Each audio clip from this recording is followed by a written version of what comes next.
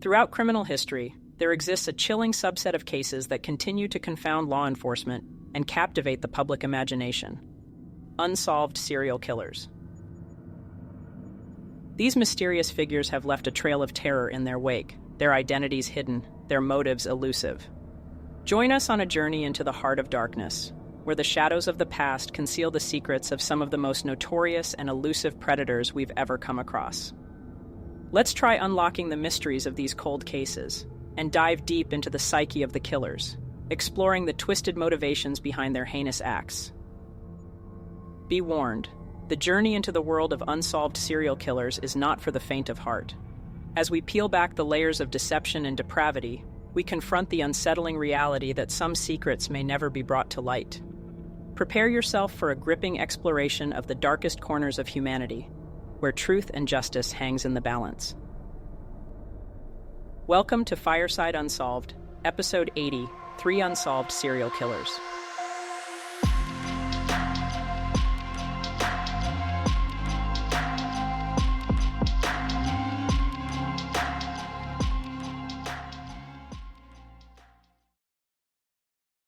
In the shadowy corners of 1970s San Francisco, a sinister figure lurked, a killer known only as the Doodler. Between January 1974 and September 1975, this unidentified predator is believed to have brutally ended the lives of 6 to 16 men and assaulted 3 others. His eerie moniker, the Doodler, stems from his chilling ritual, sketching his victims before plunging a knife into their bodies. The Doodler prowled the vibrant gay nightclubs, bars, and restaurants, preying on unsuspecting men and leaving a trail of terror in his wake. Survivors of the Doodler describe the suspect as a black man between 19 and 25 years old, standing about 6 feet tall with a slender build. His victims, all white males, were found with similar stab wounds to the front and back of their bodies, suggesting a methodical and brutal attack. The Doodler's reign of terror left a haunting mark on the city, with the precise nature of the attacks and the calculated selection of victims painting a chilling portrait of a dangerous predator. Police did question a young man as a suspect in these murders, but their investigation hit a wall. Although the suspect cooperated with police during his interview, he never admitted to the murders or attacks. The 3 surviving victims, fearing the repercussions of being outed in the conservative climate of the time, refused to testify against him in court. At the time, activist Harvey Milk publicly expressed empathy for the victims who refused to speak with police. He stated, "I understand their position. I respect the pressure society has put on them." Milk elaborated that the 3 men likely feared damaging relationships with family and in the workforce, noting his belief that 20% to 25% of the 85,000 gay men in San Francisco were closeted about their sexualities. This reluctance to come forward left the police unable to proceed with criminal charges, allowing the Doodler to remain a specter of terror in San Francisco's dark history. In February 2019, authorities offered a $100,000 reward for information leading to the killer's arrest and released an updated sketch showing what he might look like 4 decades later. In addition to the reward, recent advances in DNA technology have prompted police to re-examine the evidence, using the same technique that identified the suspect in the Golden State Killer case. To this day, the case remains open and ongoing within the San Francisco Police Department, and the Doodler remains unnamed and unapprehended, with little public information available about these brutal crimes.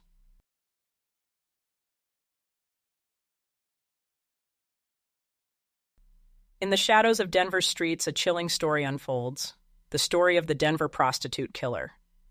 This unidentified serial killer haunted the city and its suburbs for 2 decades, leaving a trail of terror in his wake with the brutal murders of at least 17 women and girls between 1975 and 1995.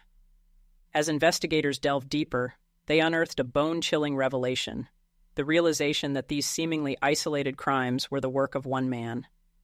The killer's sinister pattern emerged, targeting young girls and women between the ages of 15 and 25 years old.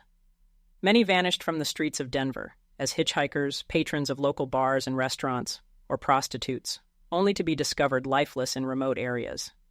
Their fates were sealed with brutal beatings, strangulation, and the indignity of being posed in humiliating positions. The grim roll call of victims goes on, each name a stark reminder of the ruthless reign of terror inflicted by the Denver prostitute killer. 17-year-old Kimberly Jean Graben, 15-year-old Stephanie Ann Bauman, 18-year-old Donna Wayne, to only name a few of the victims. In each tragic tale, the same chilling modus operandi emerged, a cruel signature of death woven into the fabric of Denver, Colorado. As the body count rose, so did the collective fear, gripping communities in a vice of terror as they grappled with the realization that a shadowy predator walked among them, leaving behind nothing but devastation and unanswered questions. The elusive nature of the Denver prostitute killer only added to the mystery surrounding these heinous crimes. Despite the best efforts of law enforcement, the killer's identity remained unknown. With many victims discovered in varying states of decomposition, crucial forensic evidence such as fingerprints or biological traces proved fruitless, frustrating investigators' efforts to unmask the perpetrator. A glimmer of hope emerged when a local resident, well acquainted with the neighborhood and fitting the profile of the killer, was identified as a suspect. However, without concrete evidence, he slipped through the cracks of justice, leaving the community haunted by the specter of uncertainty. In a few rare instances, witnesses came forward, offering glimpses of the killer, a middle-aged white male lurking in the shadows of Denver's streets. But, even with these tantalizing clues, the identity of the Denver prostitute killer remained a mystery, a riddle yet to be solved in the halls of true crime history. In a breakthrough moment in 2005, the veil of anonymity surrounding the Denver prostitute killer seemed to lift when 52-year-old Billy Edwin Reed was apprehended and charged with the 1989 murders of two women, Lanell Williams and Lisa Kelly. Reed's conviction and subsequent life sentence brought a sense of closure to those seeking justice for the remaining victims. However, lingering suspicions remain, as despite intensive investigations, no incriminating evidence linking Reed to the other murders has been unearthed, leaving the door open to the possibility of other perpetrators. One such suspect to emerge from the shadows is Vincent Groves, a figure whose dark legacy extends beyond the grave. Linked to a string of murders in Denver, Groves's name looms large in true crime history, with the Denver Police Department suggesting he may have been responsible for over 20 killings of young girls and women during the same period when the prostitute killer held the city in fear. Yet the truth is still out of reach, leaving investigators grappling with the unsettling uncertainty that continues to blanket these unsolved mysteries.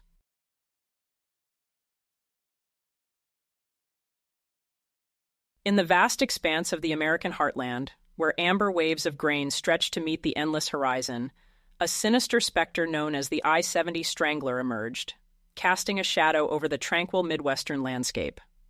Between the years 1980 and 1991, this predator prowled the highways and byways of Interstate 70, leaving a trail of unspeakable horror and despair. The I-70 Strangler's reign of terror claimed the lives of at least 12 unsuspecting victims, their bodies cruelly discarded in desolate areas along the interstate. Each life snuffed out by the cold grip of strangulation, leaving behind a grim testament to the killer's unrelenting brutality and disregard for human life. The killer's hunting grounds were the gay bars and establishments of a 4-block radius in Indianapolis, where he preyed upon the vulnerable and the innocent. Young boys and adolescents, lured by the promise of companionship and camaraderie, fell victim to his deadly charms, only to meet a tragic end at his hands. As the bodies of the I-70 Strangler's victims were discovered, naked or partially clothed, amidst the serene beauty of rivers, streams, and ditches in the rural countryside, the community recoiled in horror. Yet, despite the best efforts of law enforcement, the killer remained one step ahead, his identity mired in mystery and speculation. In the maze of investigations into the I-70 Strangler's reign of terror, the Indianapolis police mobilized a dedicated task force in 1982, comprising 8 officers determined to bring an end to the spate of gruesome killings that had cast a pall over the city.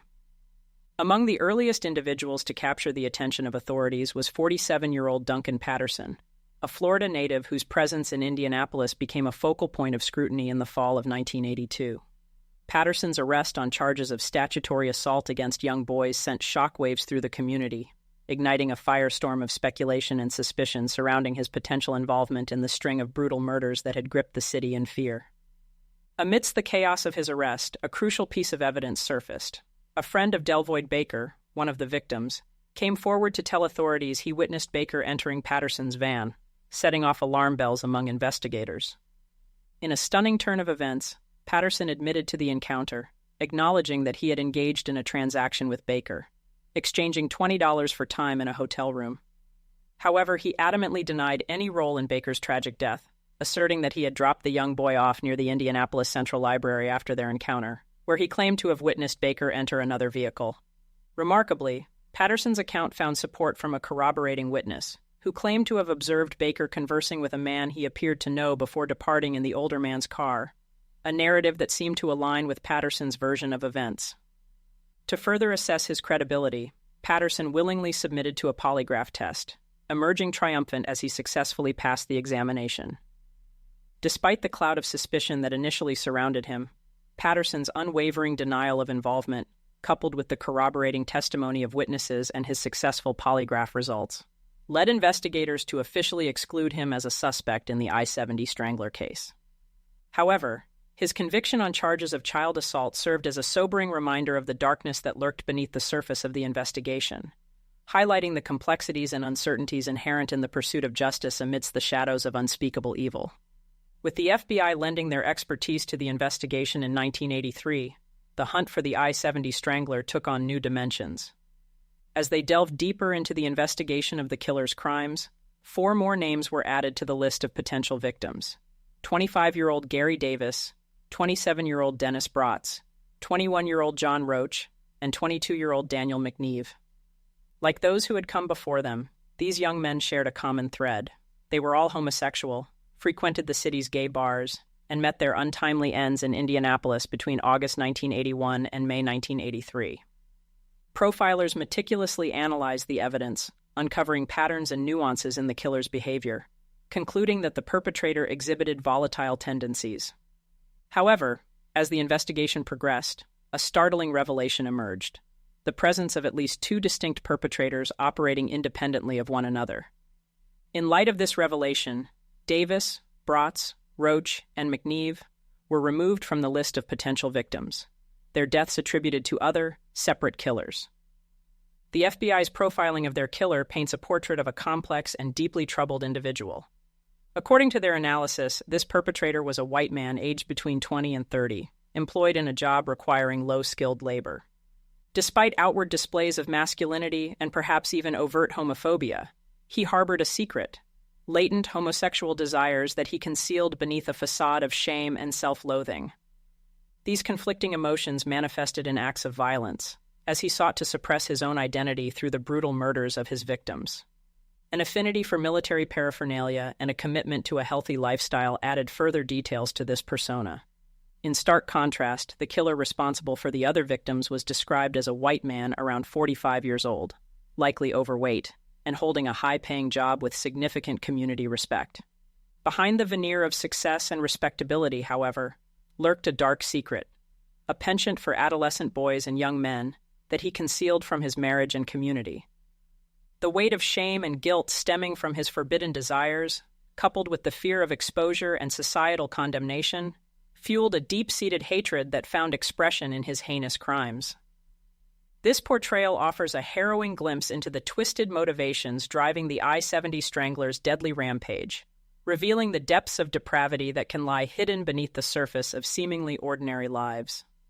On the list of the suspects for I-70 Strangler, one name emerged with chilling resonance: Larry Eyler, a convicted serial killer whose reign of terror spanned the borders of Indiana and Illinois. Eyler's gruesome legacy included the murder of 21 adolescent boys and young men, a harrowing testament to the depths of human depravity. At the time of the I-70 Strangler's reign of terror, Eyler languished on death row, awaiting execution for the heinous murder of 16-year-old Daniel Bridges. While Eyler's method of killing, primarily with a knife, and the time frame of his crimes differed from those attributed to the I-70 Strangler, disturbing parallels emerged between their respective victims. Both killers targeted homosexual men, dumping their lifeless bodies across the heartland. The proximity of several victims to Richmond, Indiana, where Eyler's mother resided, fueled speculation of a potential link between the two killers. In a stunning turn of events, Eyler, in collaboration with his lawyer Kathleen Zellner, offered authorities a chilling proposition. In exchange for commuting his sentence, he would provide information leading to the resolution of over 20 murders, purportedly committed with the assistance of his lover, Robert Little. As negotiations unfolded, Eyler's confession shed new light on the dark corridors of his depraved mind, implicating him in the murder of 23-year-old Stephen Agan, among others. Despite Eiler's cooperation and damning testimony against Little, the jury ultimately acquitted Little of all charges, leaving the question of his involvement uncertain. Following Eiler's death in 1994, his lawyer stunned the public with the revelation of a posthumous confession, wherein Eiler admitted to the murder of 21 young men between 1982 and 1984, 4 of which were committed with Little's knowledge or assistance. However, none of Eiler's confessed victims bore resemblance to those attributed to the I-70 Strangler, leaving the haunting specter of the killer's true identity to linger. Despite the closure brought by Eiler's confession, lingering questions remain regarding his potential involvement in other unsolved murders across Indiana, Kentucky, and Wisconsin. In February 1998, a chilling revelation thrust the name Herb Baumeister into the spotlight of suspicion. An Indianapolis resident came forward with a shocking claim. Prior to his suicide in 1996, Baumeister had already garnered notoriety as the prime suspect in a string of grisly murders that had plagued Indianapolis between 1993 and 1995. The remains of at least 7 men, their lives cruelly extinguished, were unearthed on Baumeister's property, a macabre graveyard hidden in plain sight. Investigators wasted no time in naming him as the prime suspect in the I-70 Strangler case. According to their narrative, Baumeister had ceased dumping his victims' bodies along the interstate in 1991, instead opting to utilize his newly acquired Fox Hollow farm as a clandestine burial ground for his heinous deeds. However, despite the mounting suspicion and circumstantial evidence, no tangible link has been established between Baumeister and the victims of the I-70 Strangler. The absence of physical evidence has fueled skepticism and debate, with some asserting Baumeister's innocence. In the swirling winds of uncertainty and suspicion, the case of the I-70 Strangler remains unsolved, blanketed in darkness, its secrets guarded by the passage of time. With each passing day, the specter of the cold cases loom larger, a haunting reminder of the soul's still wanting closure, and the depths of human depravity in the world of criminal investigations. As our journey into the world of unsolved serial killers comes to a close, we are left with more questions than answers. The stories we've explored serve as a stark reminder of the enduring impact of these heinous crimes on the lives of victims, their families, and the communities they terrorized. While the shadows may obscure the truth for now, our commitment to seeking justice remains unwavering. Through continued investigation, advocacy, and awareness, we hold on to hope that one day, the answers we seek will come to light. Until then, we honor the memories of those lost and vow to never forget the quest for truth in the face of darkness. For in the pursuit of justice, there is hope for closure and healing.